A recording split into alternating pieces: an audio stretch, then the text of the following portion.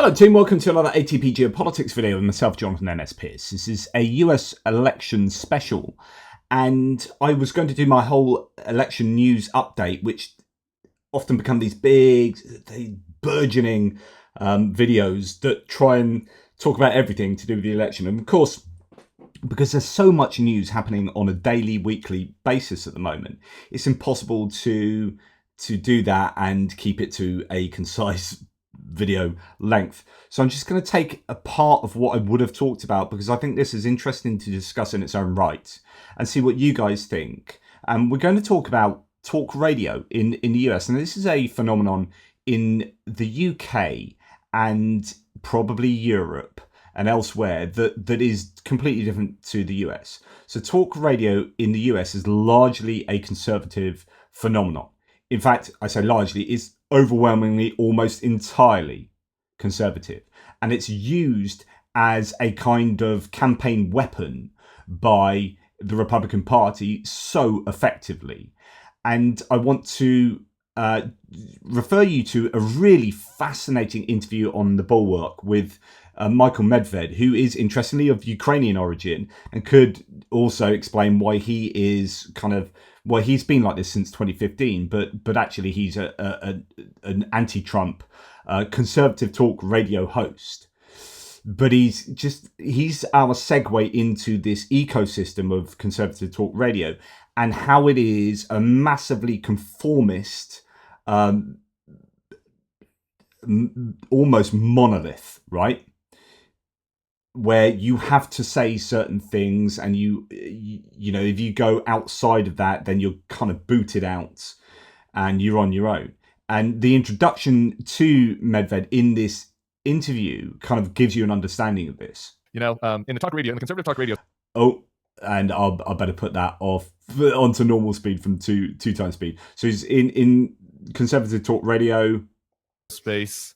As far as, you know, if you're going to pick the top 10 conservative talk radio hosts of my youth listening to in the backseat of my parents' car, you're basically the only one that held strong at the Trump takeover. And so I very much appreciate that, and it's a pleasure to be with you. Why do you think that was? Basically because people's careers were threatened. And people's careers were lost because they didn't board the Trump train.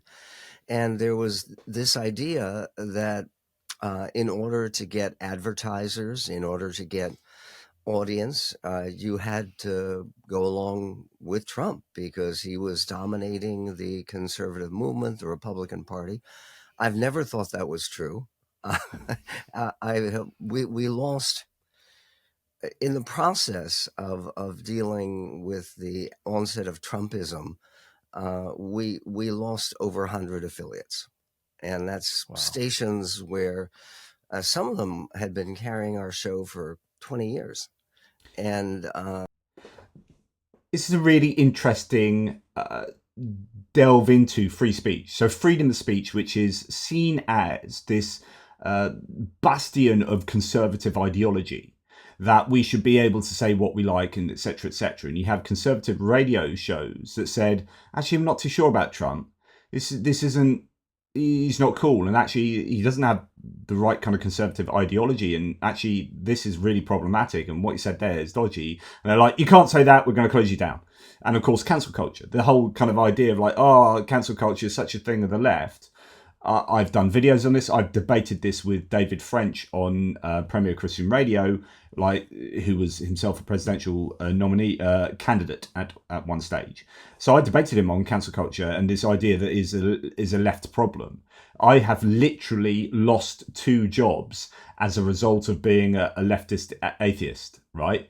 So I have personally experienced being cancelled in the most kind of, you know, the harshest kind of way, as in losing jobs because of ideology twice, right? So I think it's a real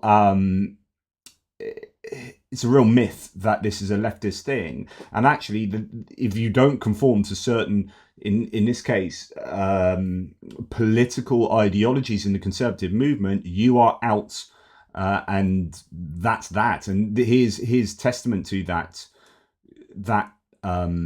phenomenon. And then they wouldn't carry it anymore because there was even stuff that I was supposed to sign with a syndicator about limits on what I could say, and I can't buy that. This is not worth it. Limits all you can say about Trump. Yeah. And it's the free speech party, Michael. I'm sorry, I can't believe that's true. These folks by the way, are just committed to free speech, unadulterated. Oh right, yeah. That says all you need to know. And he is still a conservative talk show host, but he's like, oh yeah, right, yeah, free speech, yeah, of course it is. Yeah, right. No, we had to sign declarations that we wouldn't say X, Y, and Z against Trump, and if you weren't, you were out on your ear. I became a very early never Trumper. First of all, I was part of that now infamous career-wrecking article in National Review against Trump. Yeah, and I was one of the people who put myself on the line there. And I said on the air that I could never support Trump back in 2015, really early. You know why? Because the birther crap. Right. Because anyone who clearly was promoting that lie that the president of the United States was born in Kenya, when the evidence was overwhelming that he was born in Hawaii, was just unacceptable. It's unacceptable. And he goes on to talk through that, and then Tim Miller talks about how some of those people on that letter now actually work for the Bulwark, and so on and so forth. But interesting. So that's our segue into the world of talk radio here, and it's not going to be just about talk radio, but also local television stations. And people probably don't realise how, again, monolithic, how pervasive right-wing campaigning is through the media of local television stations and local talk radio stations, whereby you think you are being talked to on a local level by these individuals in their studios. But actually, it is part of an overarching national campaign of uniform ideology that is fascinating. Right here, so if you don't know about Sinclair, so Sinclair is a TV station that, well, no, it's not. It's a corporation that owns huge numbers of TV stations, local television news stations. How Sinclair sneaks right-wing spin into millions of households. With the presidential contest in full swing, the Sinclair Broadcast Group appears to be ramping up its right-wing propaganda again. While millions of Americans are subjected to the TV network's electioneering, few know it. And here's the key. That's because, like a chameleon, Sinclair blends into the woodwork. Turn on your local news and you may well be watching a Sinclair station, even though it appears on your screen under the imprimatur of a major network like CBS, NBC or Fox. Here in the DC area, I occasionally tune into local ABC affiliate WJLA. Its newscasters are personable and I like the weather forecast, but I remember that WJLA is owned by Sinclair. I know this because I'm a weirdo who follows Sinclair, not because there's any obvious on-air sign the network owns WJLA. There isn't. That's why Sinclair propaganda is hard to detect. And basically, Sinclair own like bajillions of, well, just a huge number of TV stations, TV news stations right across America. So of the 294 TV stations that Sinclair owns or operates, at least 70 of them air Sinclair's in-house national evening news broadcast. For a year and a half, this broadcast was anchored by Eugene Ramirez, but he resigned in January, and it's not hard to see why. Each night, Ramirez was given a list of 4 stories produced out of Sinclair's Maryland's headquarters. From these, Ramirez had to select at least 3 to air. Often these stories were little more than write-ups of press releases from right-wing politicians and groups. As Judd Legum and Rebecca Crosby report at Popular Information, one recent headline read, Trump PAC launches new ad hitting Democrats on border. Joe Biden does nothing. Sinclair frequently booked far-right guests, etc., etc., etc. So you get the point. So Sinclair is a super right-wing corporation that owns loads of local TV stations that don't appear to be Sinclair. It's CBS, so on and so forth.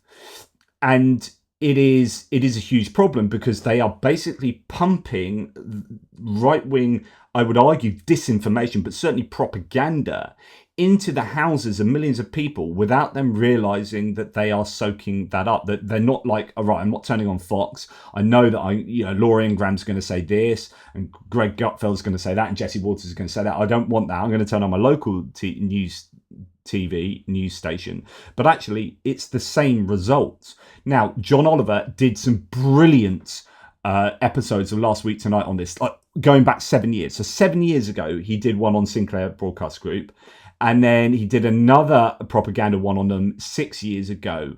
And then there's this. I'm going to play you this that gives you an absolutely brilliant understanding. And I'll play this in full. It's only 1 minute 40. A brilliant understanding of how Sinclair operates. This is, to me, this is absolutely scary as crap.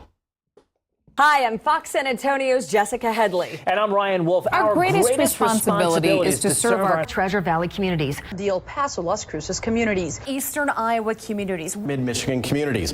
We are extremely proud of the quality, balanced journalism that CBS 4 News produces. But we are concerned about troubling trend of irresponsible, one-sided news stories plaguing our country. The sharing of biased and false news has become all too common on social media. More alarming, some media outlets publish these same fake stories without checking facts first. The sharing of biased and false news has become all too common on social media. More alarming, some media outlets publish these same fake stories without checking facts first.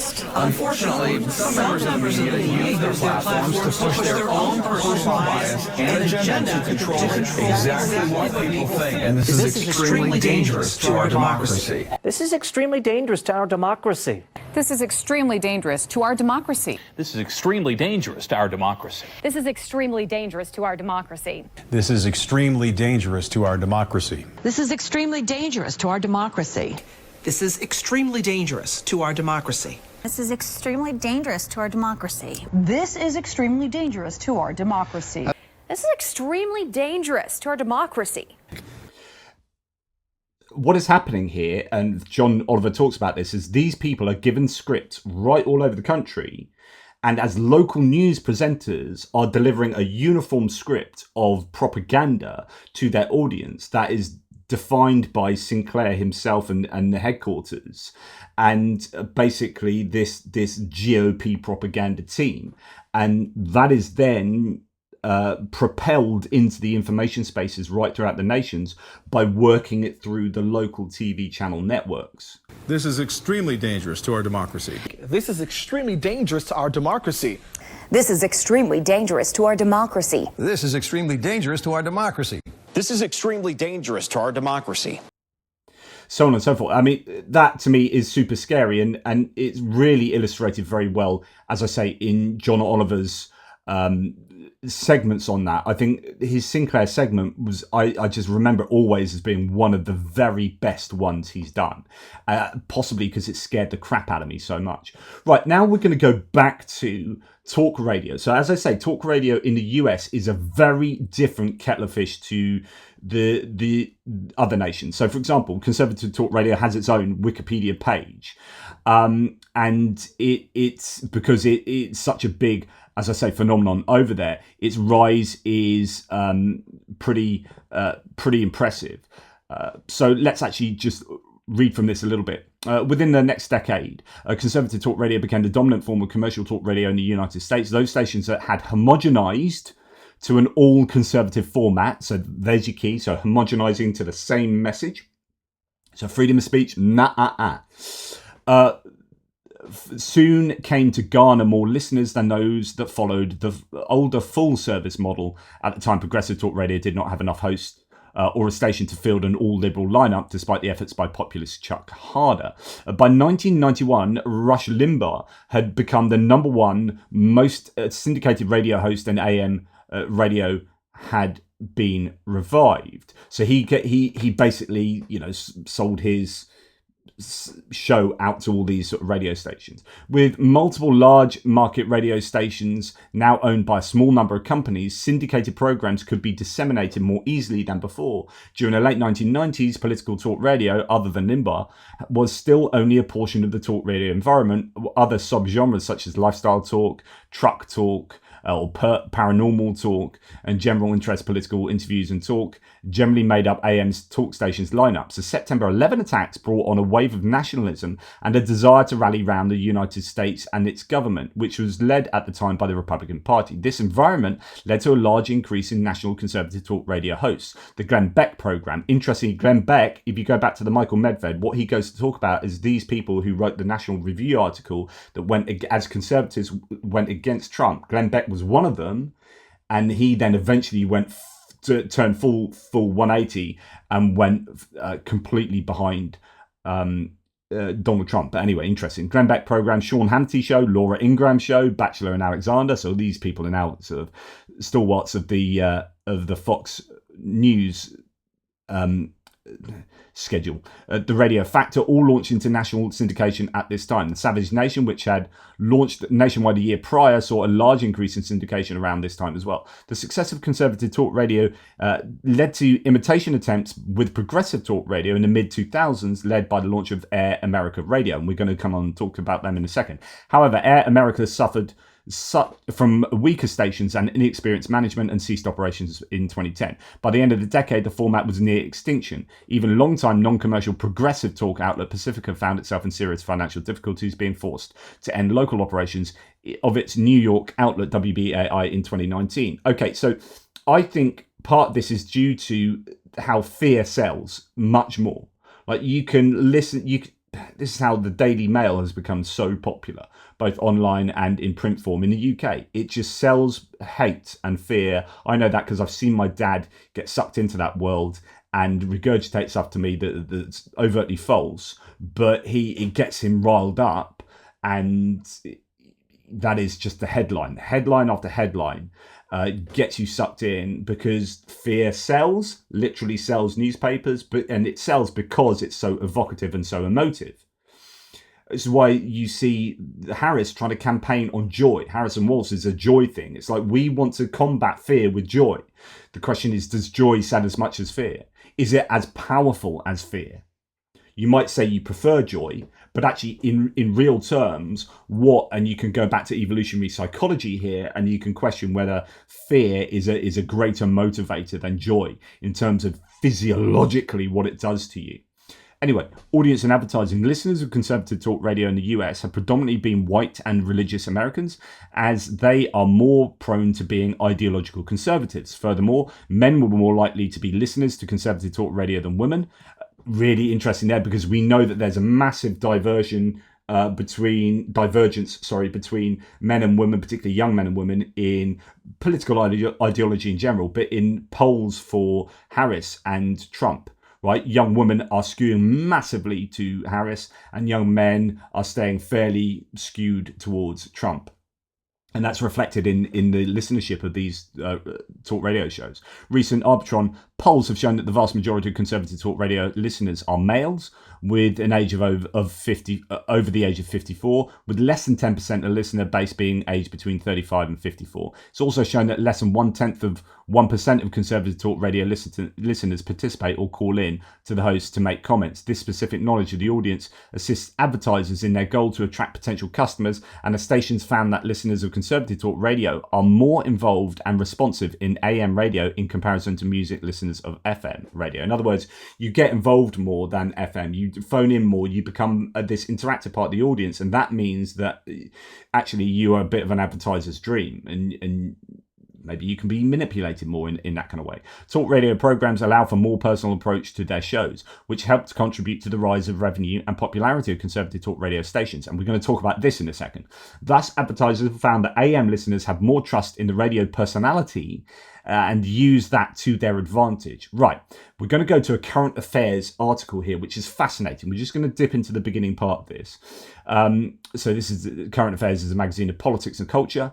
The title of this article is "Why is Talk Radio So Right-Wing and How Can the Left Compete?" America's leading progressive talk show host Tom Hartman discusses how leftists can effectively counter the conservative talk radio behemoth. So, join this with Hartman saying, it is a relatively unique medium, talk radio, AM talk radio, that has its own rules. And if you understand those rules, then you can be successful in that medium. And if you don't, you won't. And the fact is that Limbaugh was one of the first to really go big with a conservative version of this. So basically, he's saying the rules are different. Like the way that you do talk radio is different than interview radio. So you have to recognize the way you think to only talk to one person. And it's a lesson that I learned when I was 16. So he said, some people talk, whether it's talking to 1 million, 1,000, 110 or whatever. And, maybe 7 million people are listening to this. He's saying you've got to think that you're talking to one person. It's kind of like what I do here with you guys and how you guys feel, except I'm not trying to manipulate you or who knows. I guess I am trying to influence you in a way because I have my set of ideologies and beliefs, and I'm communicating them to you in the hope that you are cool with my beliefs. So I guess I am in a way, but it's not like I'm part of some network and I'm trying to manipulate you in a kind of insidious corporate way. But this is a conversation between me and you individually as well as en masse. But it's not something I've ever really thought about until you get to this point. I mentioned it before because some of you have said that you feel like that's the case, that I'm speaking to you. And that's really brilliant because that's how I want it to be, but not for any kind of other reason. And that's kind of nice. And to have that interaction with the audience in that way, I think is really cool. But it's not something I've considered in order to use that to any great advantage. It's just how it is. So it's interesting here when they say, it's a lesson I learned when I was 16. I got a job as a DJ in a country western station in Lansing, Michigan. And my mum used to listen to my show and I would do my show for my mum. I didn't tell anybody that, but I was talking to one person. And you learn how to have this very, I'm talking to you here, we are together kind of presence. Which is interesting because that's how I feel it with you guys. And what happens is that because there's 1,500 conservative radio stations across the country, so again, here's an understanding of how massive this thing is. There's a huge farm team. There's a mentoring system. There are people coming up through it on the right, and there's nothing like that on the left. And for some reason, going all the way back to the 60s and 70s on the left, people tend to think that talk radio means interviewing people. And it doesn't. That's not talk radio. That's interview radio. And there are people who are really good at it. I'm sure you are, Nathan, he says, talking to this chap, Nathan. There are a few people who got famous for being good at it. There are a few, like Larry King and Terry Gross. The magic is that they're basically invisible. They're transparent. They're able to bring things out of their guests that probably the guests didn't even know were there. That's a real skill set. There's a real skill set to it. But it's not talk radio.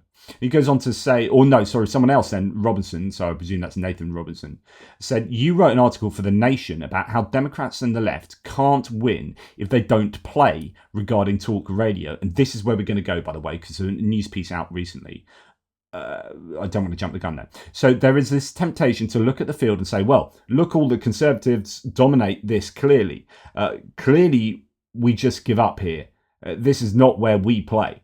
But you say in that article, well, no, I think we need to take this back. I think we can do it. And you give some suggestions for what we ought to be doing in thinking about how we can succeed in this field. Again, more on that in a second. So Hartman then replies, yeah, absolutely.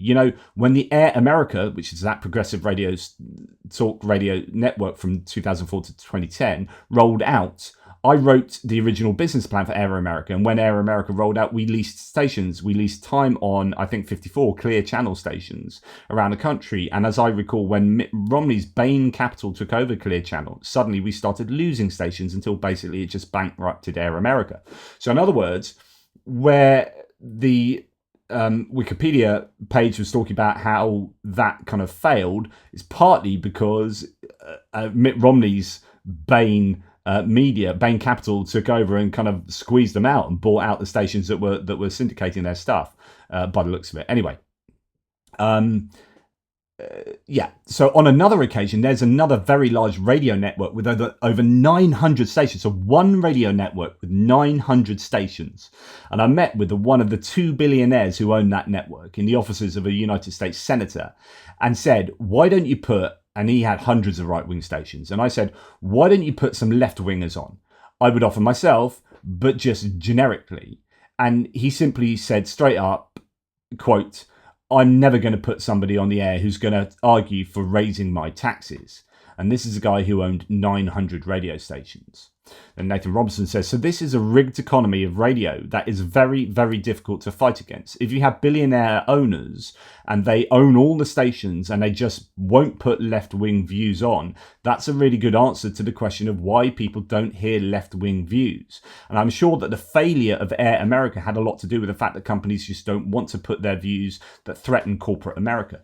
Okay, so we're starting to get a sense now of a corporate America doesn't want taxes raised because that's what they think the Democrats are going to do. Controlling all these right-wing news, well, not necessarily right-wing, but controlling all these radio stations and local TV stations, and then pumping out propaganda that allows them to, I guess, maximize their profits. And so this is where ideology and economy, or ideology microeconomics, integrate here. So you are having propaganda being pumped into the system because it aligns with the desires of those corporate entities. The end result is you get a huge number of people being manipulated by the right and no one being manipulated by the left. And I use manipulation in maybe not so pejorative. I mean, basically, you get propaganda from the right landing on all sorts of people, whether they're right wing or not. If you turn on talk radio, you are just not going to hear a left-wing voice. It's just not going to happen, like, realistically. So therefore, you are the mechanisms of messaging are owned by the right. Now, I know people on the right often claim that mainstream media, MSN, is left-wing and blah blah blah, without understanding that Fox absolutely destroy all the others for viewers, and they are overtly super right-wing. They look at mainstream media and think, oh, CNN is really left-wing and MSNBC is basically communist and all this kind of claptrap. And then they call that the MSN, but Fox News isn't mainstream media, etc., etc. But of course, it's a bit like in the UK with print media. Print media is overwhelmingly right-wing. I wrote an article on this years back that the left wing really struggles in the UK to message because the mechanisms of messaging are against them. So there are two left wing newspapers in the UK, The Guardian and the Daily Mirror as a tabloid, and they get very little readership. And the right wing, you've got Daily Telegraph, The Times, The Sun, the Daily Mail, the Daily Express, The Spectator, the Evening Standard, the Financial Times as centre right.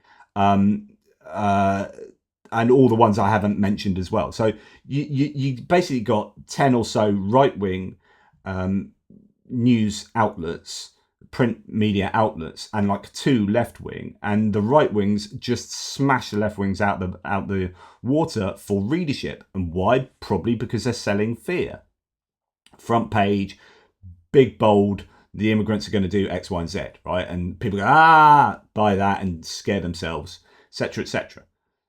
So the question is, well, how does the left get their message out to the general public? And in the UK, the TV radio stations, the BBC and Sky News, are centrist or politically vacuous. Now, I know people on the right claim the BBC is left-wing, but people on the left claim it's right-wing. And actually, when you look at and I know this will get loads of you like enraged because you are definitely sure that the BBC is just a leftist thing. But people confuse social moral positioning, cultural positioning with political positioning. So you look at the fact that, here's a BBC drama series, and look, it's got loads of black people in and some lesbians and gay people and whatever, and so therefore it's all really lefty, so it's so liberal, etc., etc. That's to confuse the cultural programming with the political programming. And actually, when you go to the political programming of the BBC, it's generally either centrist or centre-right. And it's partly because they're so afraid that the right, if they get into power, will defund the BBC as a public service broadcaster, and the left won't. So when Labour get in, they're like, we'll be all right under Labour. We just need to cozy up to the right more. So when you look at all the look at all the political editors for the BBC for the last 20, 30 years, right? And whether it be Nick Robinson, who's Nick Robinson as a political editor for the BBC? Well, he was a Conservative Party. Cambridge University was a Conservative Party student leader, right?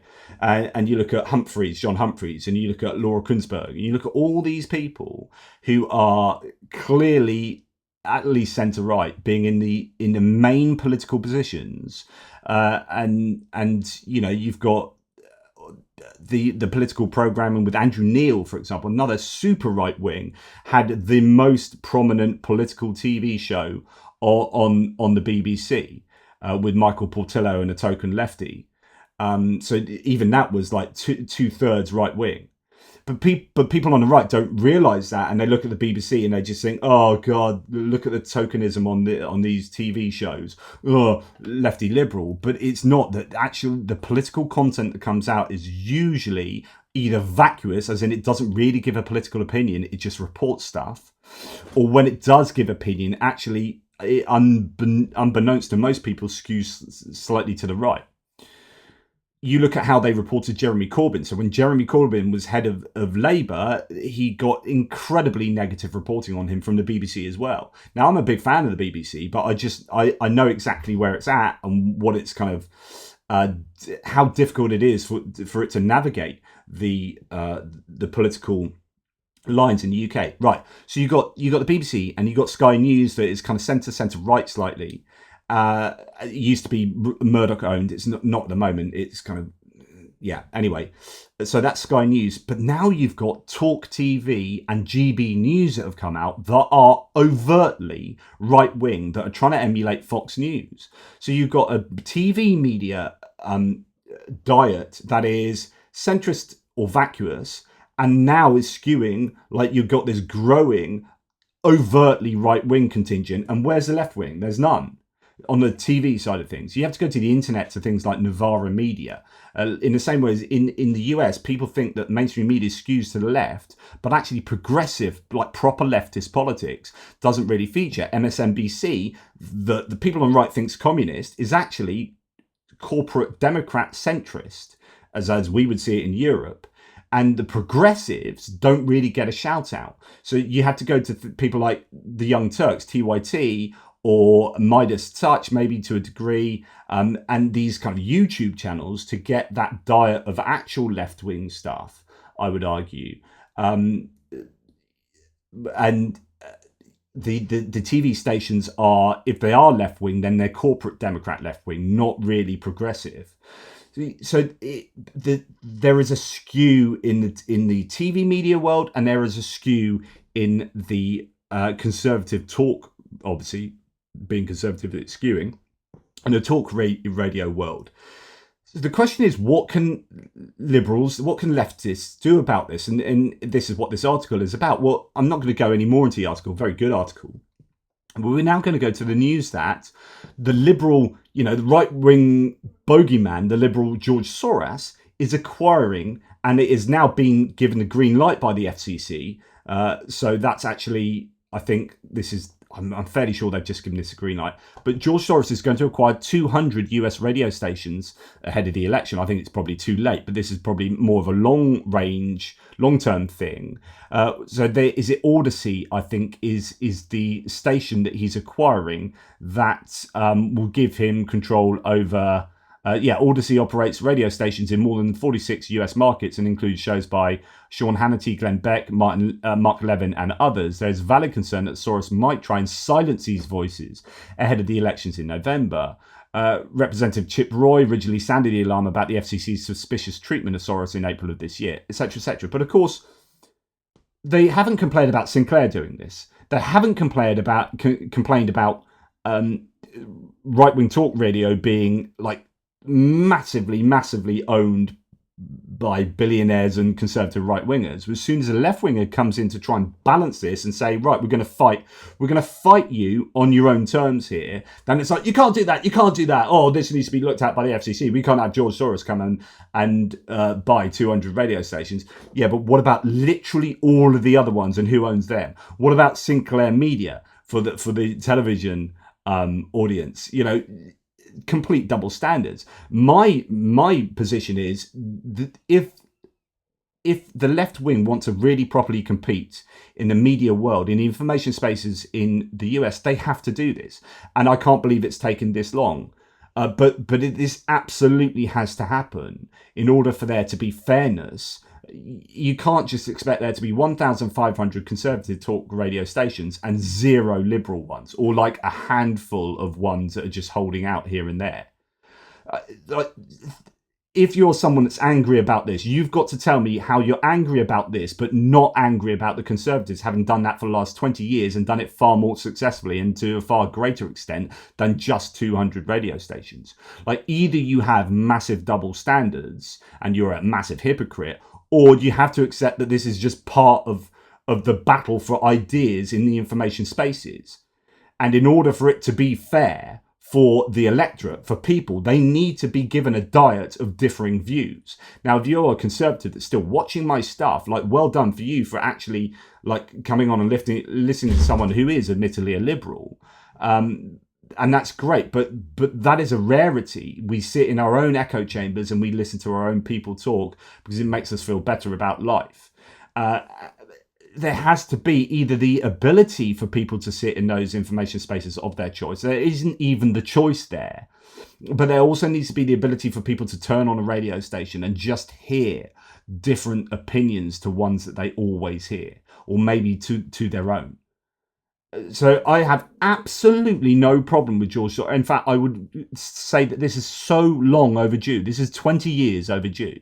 And I would celebrate the fact that he's doing this, because you need a plurality of voices. And there isn't a plurality of voices. There is just one homogenized voice. And we've heard that from Hartman there, talking in those terms. And we see it from the evidence that's out there. So I'll be interested to see what you guys think about this, and whether you want to continue in a world where we are just hearing this. Hi, I'm Fox San Antonio's Jessica Headley. Some members of the media use their platforms to push their own personal bias and agenda to control. Where you have news stations that purport to be CBS, Fox, ABC, but are actually Sinclair by another name. And they are homogenized mouthpieces for a very right-wing agenda, sold through unwittingly for the audience, a localized news network. Anyway, as I say, let me know what you think. Take care, guys. Speak soon.